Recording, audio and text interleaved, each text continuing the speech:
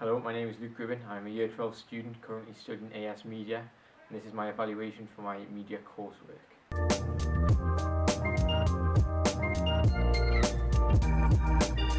For my media project, I have 3 pages: a front page, a contents page, and a double page spread. I will start with my front cover. My front cover has a main image that is in front of the name of the magazine. This is very conventional, and I have copied this from my research that I have found. The name of my magazine is at the top of the page in the centre, which is what I have found from my research. Also, the image I have chosen with my model has no text or images going over the face of the model or the main body, only around the side where it is darkened colours. Another thing I found from my research is that there is a colour scheme usually on the front cover. It is very commonly red, black and white.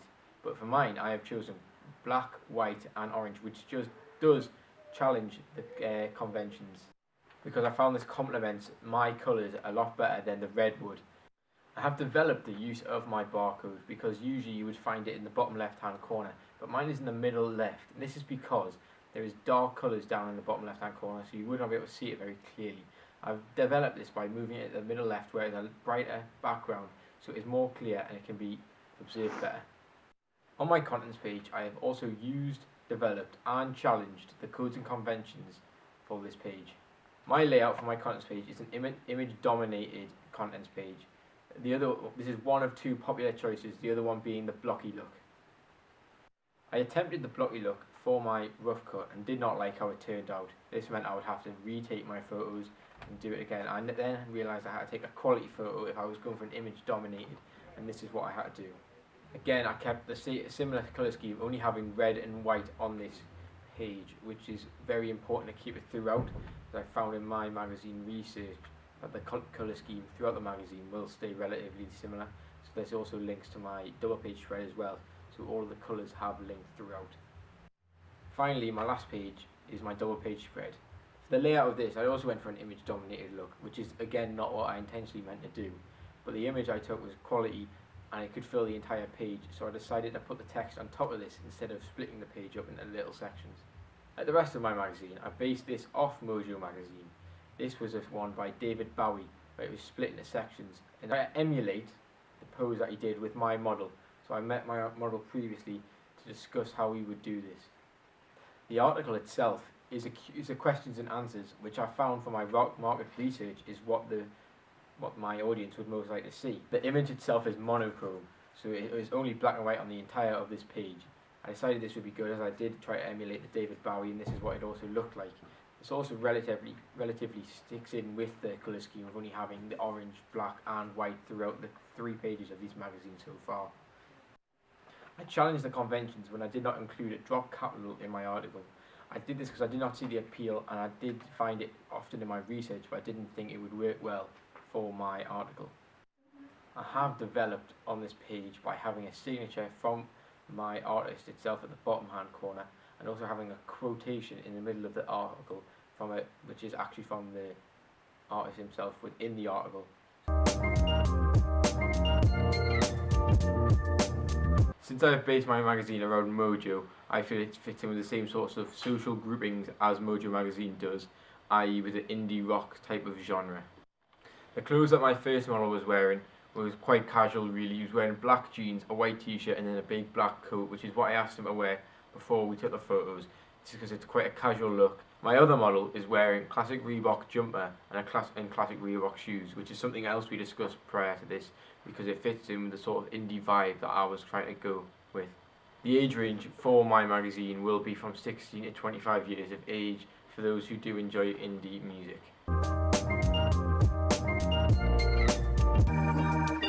I researched media institutions that may publish my magazine, and I found 2 leading runners, these being IPC Media and Bauer Media Group. I decided to go with Bauer Media Group because it is the largest privately owned selling institution of magazines in Europe. Bauer Media sell 300 magazines to 15 different countries.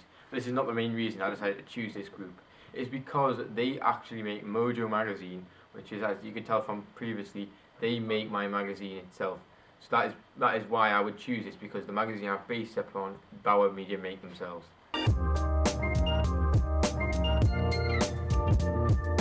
My target audience would be 16 to 25-year-olds of all gender, as I think it is just a diverse magazine. I have now brought together a focus group of people who will talk about my rough cut and then my final cut. My name is Dominic Stewart, I'm 17 years old and my favourite band is The Smiths. Hello, my name is Oliver and I am 16 years old and my favourite artist is Noel Gallagher. The rough cut of the front cover of the music magazine was very plain and unconventional.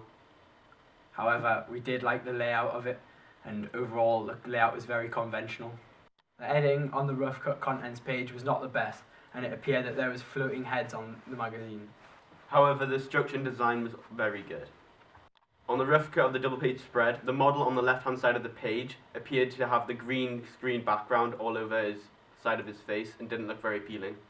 Another negative of this magazine was there was only 2 columns of text, which is very unconventional for a magazine like this. For the final cut of the front cover, the title of the music magazine is very appealing and follows the basic convention of the dominant image being on top of the title. Another conventional feature of this front cover is it uses 3 main colours, black, white and orange. It has a wide variety of different stories around the image and looks very appealing. I also like the use of different texts around the magazine. The image uses a close-up and it's a basic convention used on front covers. The final cut of the contents page is very appealing to the target audience. It uses a high angle for the image. I also like the way that the same font's been used for the text, and both times it's been put across the top of the page. It also follows basic conventions like the page number being at the bottom of the page. It also follows an image-dominated contents page, has the image to one side and all the stories down the other. The final cut of the double page spread uses a really high quality good image which can be used as a dominant image that goes across both pages. It's also very conventional, using 3 columns of text with the words "successes learned, not earned," breaking up the text in the middle, which is very conventional. It uses a big large title across the top as well as a subheading, which is also conventional. It's also included a signature in the bottom right hand corner, which makes it look even more conventional and professional. Once again, it also has page numbers, which is another convention used on music magazines. What I did to attract the audience was I conducted audience research to find what they wanted to be in my magazine and how they wanted it to be conducted. I did this before I made my rough cut, so I knew what the basics would be. Then I got feedback after I had made my rough cut, so I found out what their thoughts were on my actual product. And this is what I did in the question before this. I then went on to make further changes in my final cut due to the feedback I had received, and this, I think, is me responding with what the audience think and bringing them in even more. What I also try to do is to attract the audience by using attractive models and wearing clothes that people who may read this might actually wear themselves, which is sort of a resemblance to themselves, which is maybe why they would want to come and read the magazine or be attracted to do it. So I feel by relating to that audience, it will return and they will want to read my magazine. Also, what I did was include existing bands and artists of the indie rock genre, so people who are already fans of these may see these names and want to read the magazine or even just have a look at it, which would also be a way of attracting the audience. I do think a key part of attracting the audience is meeting the codes and conventions of the genre. So I feel with my magazine I've tried to do this as much as possible and then challenge them even to make it what they would want to see, because it's associated with what they like usually, and so I'm making it to how I think they would like it.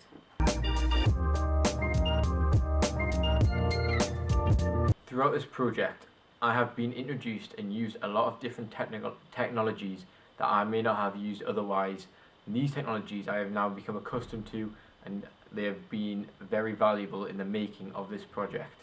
The first bit of technology I will talk about is the camera I am currently using now, the Nikon D50-100 DLR camera, which I have now become used to after using it to take the photos for my magazine and even record myself now for my evaluation. It is not a camera I have used before, but I have soon got used to how it works with the different shutter speeds and aperture on this camera, and now I feel that I can use it to take quality photos and good recordings. Another thing I have used when taking my photos is a softbox, which is actually the thing that is projecting light on me now, and this is used to project more light so it is clearer and the quality is a better photo. Once I've actually taken my photos, I will then put them onto Adobe Photoshop, which is the software I use to edit, cut and just make my photos better. Now this is what I've used in order to make my photos as best quality as possible, and this is a very important tool that I have found in this project, and it's something I have not been used to as well as the other Adobe products that I have used, but they have been very valuable in the making of this project, and I feel that I would not have been able to produce the same quality products had I not used them. Speaking of Adobe products, I have then used another one called InDesign, which is the basis of my magazine, and it's what I used. Now, by using this, I used a template, and layer by layer I would put different things on top of one another to make my magazine as a whole. I used this all the way through from my preliminary task all the way through to my final cut. And it has been very important in the making of this magazine. I am happy with what I have achieved with it, and I think the longer I've used it, the more I have learned and the better I have become at using InDesign, and it is the best, and it is probably the most important tool I've had to use on this project. Another bit of technology I have used is a website called Blogger. This is what I have used to report my progress and all the things I've done during the project and making the entire coursework. I have found I have blogged a lot more than I thought I would. I have used Blogger all the way to show everything I have done from when I took my photos to my audience research to researching my magazines itself, all the way through from preliminary task to my final cut, and then I will finish it by putting my evaluation on last. I have used Adobe Premiere in order to edit these videos and then to put them into one sequence so that the sound and the video works hand in hand, and I can present it as my evaluation, and this is what I'm filming now. Looking back at my preliminary task in comparison to my rough cut and my final cut, I am truly amazed at the progress I have made. I never thought I'd be able to produce 3 quality bits of work for my final cut after what I did in my preliminary task. I personally feel I have progressed and developed a lot since the start of this project, and now I can make a magazine of such quality. I personally feel that I have developed and progressed a lot since the start of the project.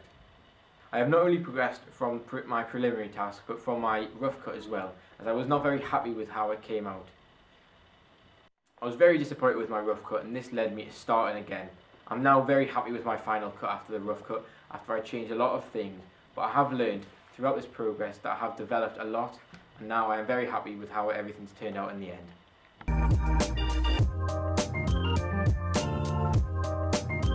My name is Gribbin, and thank you for watching my media evaluation.